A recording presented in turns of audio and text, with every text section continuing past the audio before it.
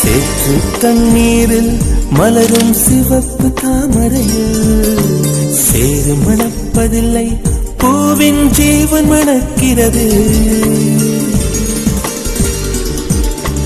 வேரை அறுத்தாலும் மரங்கள் வெறுப்பை உமிழ்வதில்லை. அறுத்த நதியின் மேல் மரங்கள் ஆனந்த பூச்சொரியும். தாமரை பூவாய் மாறேனோ, ஜன்ம சாபல்யங்கள் காணேனோ. மரமாய் நானும் மாறேனோ, என் மனித பிறவியில் உயேனோ. பருகும் வண்ணம் வெள்ளை பனித்துளியாகேனோ. மூங்கில் காடுகளே